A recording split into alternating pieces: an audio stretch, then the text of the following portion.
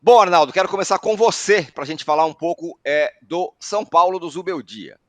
Tomou aquele gol lá no começo, um jogo meio esquisitinho no começo, meio, sei lá, parecia meio desatento o time, mas engatou a quinta vitória seguida e está classificado na Libertadores. Não são 5 vitórias do Zubeldia, são 4, né? Sob o comando do Zubeldia. De qualquer forma, é uma marca interessante. Mas tem uma notícia, né? O Caleri saiu machucado. Pois é, bom dia a todos, companheiros e companheiras. Na verdade, né, Tironi, a quinta vitória, que foi a primeira da série, teve o Zubeldia na plateia, né? Ele é o oposto do Mick Jagger e do Harry Kane, né? Pelo menos pé quente ele é, né? Então ele já assistiu lá em Goiânia a primeira dessas vitórias contra o Atlético Goianiense. E sob a batuta dele, o São Paulo teve 5 escalações diferentes nas 5 partidas, 5 sistemas diferentes. Ganhou 4, empatou uma, aquela com o Palmeiras no Morumbi, na segunda-feira passada.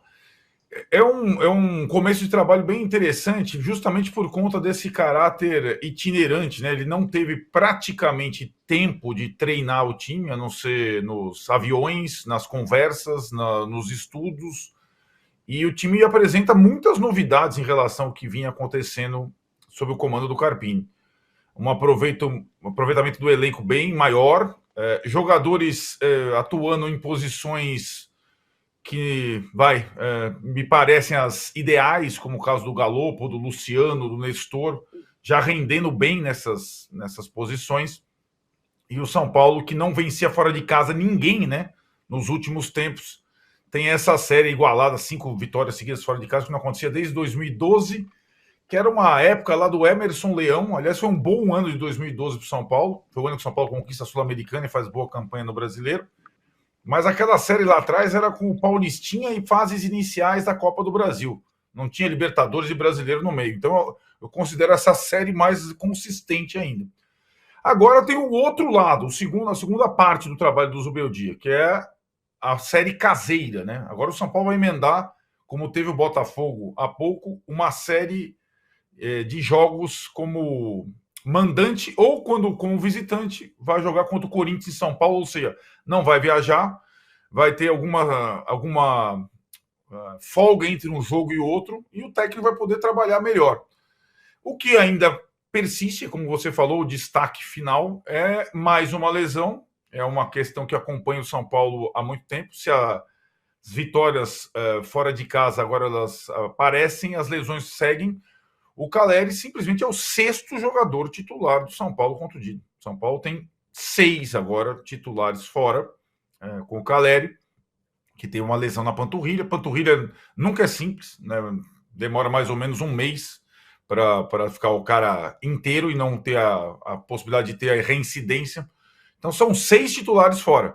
Mas como o técnico tem aproveitado muito bem o elenco, mesmo sem os outros 5, o São Paulo tem jogado razoavelmente bem e a perspectiva é que consiga também substituir o Caleri para a série que começa na segunda-feira contra o Fluminense do Diniz, no Morumbi.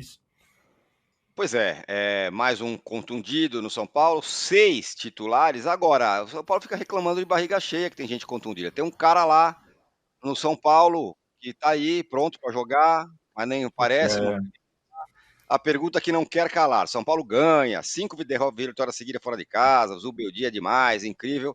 O que fazer com ele, Alicia Klein? O que fazer com o Rames Rodrigues, que é uma espécie de móveis e utensílios do São Paulo hoje, né? Fica lá, faz um exercício, conhece todo mundo, mas jogar mesmo nem de longe, né? O cara já está no 15º lugar da fila, na lista do São Paulo. Pois é, Tirone. Bom dia para você, para todo mundo que está aqui com a gente. Eu estou aqui do carro, está tendo obra lá em casa, essas coisas assim, imprevistos logo pela manhã. Mas eu quero saber se a gente está preparado para ter essa conversa, para dizer que Luciano é maior que Rames Rodrigues e finalmente encerrar essa novela em que parecia que de repente o Carpini era o vilão, porque o Muricy queria que o Rames Rodrigues jogasse, e agora temos mais um treinador, e mais uma vez ele não é aproveitado e com sinais claros aí dados pelo Zubeldia de por que não está sendo aproveitado, né? A questão do treinamento, ele não está pronto, ele não tem condição de jogar, e aí se treina de maneira intensiva, não pode jogar, aí também não viaja, né? Aí como já teve essa coisa de não querer viajar antes, quando ele diz que não está bem para viajar, a gente também já fica na dúvida se o problema é esse mesmo. Então, me parece que, ainda mais agora que a gente se aproxima aí de data FIFA e de data FIFA não, desculpa, de Copa América, que de fato o Rames Rodrigues, que deve ir para a seleção, que é o único lugar onde ele joga bem, né, nos últimos 10 anos, inclusive, que deve, essa novela entre ele e o São Paulo deve estar cada vez mais próxima do fim, se alguém quiser pagar a conta, né? E aí eu me pergunto quem vai querer pagar a conta de um jogador caro que treina e joga muito pouco, né? E aí dá para olhar nesse retrospecto dele do São Paulo, né? São pelo menos do que 4 treinadores, 5 treinadores que não o aproveitaram. Então dá para entender que o problema não são os treinadores, né? Como num momento pareceu que ali era uma questão com o Carpini. E o Luciano cada vez mais se consolidando nessa posição que, a meu ver, também é a melhor para ele, né? Que é dentro da área, pisando dentro da área, menos como um 10 e mais ali como um centroavante. Não tem motivo, né? Não tem motivo para você montar um time em torno do Rames Rodrigues, até porque o São Paulo é um time que, muito por conta dessas lesões e dessa altíssima frequência do DM, é um time que precisa mudar. Não dá para jogar igual todo jogo e não dá para viver em torno do Rames Rodrigues, que é um cara que mal treina. Então, acho que cada vez vai ficando mais claro de que, apesar de todos esses desfalques gerados por. Eu acho que esse é um problema que precisa ser abordado no São Paulo, que é uma questão recorrente. Apesar disso, ele não é necessário e o time está conseguindo vencer sem ele. Né? Então, são os móveis e utensílios bem caros, né? Acho que um investimento ruim que o São Paulo fez, era uma aposta meio num tiro no escuro, porque, né, ele não vinha jogando bem há muito tempo. E acho que o São Paulo deu com os burros na água nessa, e quanto antes encerrar esse relacionamento, melhor, porque ele acaba sendo uma distração, né? Ele não é útil dentro de campo, e ele fica essa pergunta: será que vai jogar? Será que não vai jogar? Viajou, não viajou? Né? Atrapalhando um pouco a vida de quem está entregando. Né? E ontem o Zubeldia conseguiu, inclusive, ali colocar né, a sua parte, né, do mérito da vitória, muito das substituições, né, ele coloca o Nestor e o Galope, logo sai o gol, o time não se desestrutura saindo atrás no placar no momento em que tinha o domínio do jogo, embora não conseguisse ser efetivo. Então eu acho que assim, o Zubeldia está fechando um elenco e se virando sem o Rames Rodrigues. Então, acho que cada vez mais ele precisa ser tratado como alguém que vai sair, tentou sair no Carnaval, não conseguiu, mas aí depois da Copa América, duvido que ele volte para o elenco do São Paulo, o que o São Paulo deseja tê-lo de volta. A questão é ver quem vai querer levar. E aí eu já tenho dúvidas se alguém está disposto a pagar essa conta. Pois aqui o Lucas, por exemplo, mandou uma mensagem muito edificante, falando assim: o Rames nem está indo para o jogo mais, mas eles estão falando do cara, só querem aparecer em cima de jogador famoso. Tomem vergonha na cara, isso é esmola por atenção. Na verdade, quem está desaparecido mesmo é o Rames, né? Ele, quer dizer, desaparecido na lista de possíveis jogadores que podem jogar. A gente está aqui, como sempre, quem sumiu mesmo da lista do São Paulo foi o Rames. E, Rodrigo, estamos falando dele porque não é uma situação muito simples. Ah, manda o cara embora aí, certo, tchau, valeu, Rames, muito obrigado. Tem uma conta para pagar. O balanço do São Paulo já não é aquela maravilha, acabou de sair aí, tem déficit. Não é simplesmente falar, valeu aí, ô Rames, valeu, obrigado, tal. Tanto não é. E outro dia ele falou, quero voltar, os caras, não, volta aí, pode voltar, joga, camisa 10, 5 mais 5, né? Quando o Rames falou, eu quero jogar, abriram as portas de volta para ele.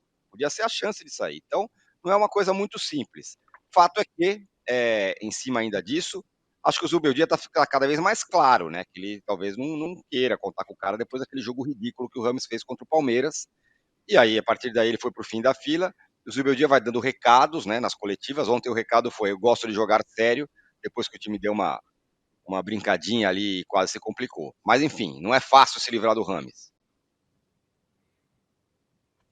Você tá mutado agora, Rodrigo. Porque, bom, bom dia, Tirone, Arnaldo, Alícia. Tá processo parecido com o do Pato, né, que ficava jogando no Instagram, né, digamos assim, em determinado momento no São Paulo. Mas realmente tem essa conta. Você sabe quando você está no bar, aí você vai prolongando, continua pedindo rodadas e a conta vai aumentando, mas é porque você não quer pagar. O Arnaldo sabe como é que é isso. Exatamente. Então, poderia ser algo nesse sentido aí. Realmente, ano passado, o São Paulo gerou uma dívida de 80 bilhões, muito por conta desses investimentos em elenco, como são esse do Rames. Mas, do outro lado, isso eu acho que a gente até já discutiu uma vez que o Arnaldo estava aqui, eu acho que eu dou razão a ele. O São Paulo tem elenco, né? Porque está com essa quantidade de contundidos. Aí você chega no segundo tempo, põe Nestor, deixa eu ver que eu tinha anotado, Galopo e Eric. Quer dizer, você teve, mesmo com essa quantidade de contundidos, você teve qualidade na substituição e o Nestor acerta aquele pombo sem asa lá, que faz o segundo gol. E o Galopo também entrou bem, foi ele que dá o passe, como a Alicia falou, enfim. Então, o São Paulo tem elenco aí para suprir, embora esse problema de contusões tenha que ser visto. Ontem, o que dá para dizer também é que, assim, o Cobresal é um time muito fraco, né? A gente falou, por exemplo, fala do Palestino, que era fraco, o Palestino está em segundo no chileno e o Cobresal está em 14º. O que o São Paulo tinha que fazer, ele fez, que é entrar e ganhar. Entrou meio mole, isso aí eu concordo com o Zubeldia, e o Zubeldia, me parece, olhando a câmera, sempre quando pega nele, é um técnico muito... Né, você vê na fisionomia dele o que está acontecendo no campo, né? Ele está irritado, ele está feliz, ele vibra junto e tal. É até legal a câmera pegar. Normalmente você pega uns técnicos lá, não está acontecendo nada lá, mas ele tem ele fica com um gestual todo ali que você vai percebendo o que ele está pensando sobre o time dele. E o time demora a engatar, tomou um gol bobo. E continua, eu acho que, inclusive, porque o São Paulo empata com um gol bonito do Luciano, e aí o Luciano recebe a bola na cara do gol e decide dar uma cavadinha. Que eu sou bem crítico dessa jogada cavadinha na cara do gol, viu? Porque assim, você transforma um lance que é fácil num lance difícil. Eu já vi o Romário, que é um dos maiores centroavantes da nossa história, perder gol de cavadinha assim também. Jogando aqui no Rio, pelo Flamengo, num clássico contra o Botafogo. Então você tem assim, é como se fosse um pênalti na sua frente e você decide que vai fazer aquilo do jeito mais difícil para aparecer. Foi o que o Luciano fez. E aí perdeu o gol, não complicou o jogo, óbvio, porque o São Paulo continuou jogando muito melhor. O Caleri também perdeu um gol no primeiro tempo. E aí e o Caleri também quase faz o gol que ele faz, ia ser um golaço, né? Porque aí sim ele deu uma bola por cima, que era necessária e que foi bem colocada ali, quase que a bola bate na trave e ele pega o rebote. Mas a superioridade do São Paulo era tão grande que mesmo com essas... eu não chamaria de displicências, mas mesmo com essa falta de atenção no início, no primeiro tempo, ele consegue ganhar com uma certa facilidade, porque também eu acho que tem elenco, e isso explica muito do Rames fora. Você tem um jogador como o Nestor inteiro querendo correr, por que você vai precisar do Rames? Você tem o Luciano, que embora eu tenha criticado aqui por causa da cavadinha, é um bom jogador e o gol que ele faz é um gol difícil, você corta dentro da área e a conclusão é correta, e tem uma possibilidade de ter um ataque com o Luciano, Ferreirinha e o Caleri. Agora vamos ver como é que é o Caleri se não puder jogar, mas aí vai ter o André Silva, de repente, para jogar de centroavante. Então o São Paulo tem peças aí para substituir e acaba prescindindo de um jogador que não estava entregando.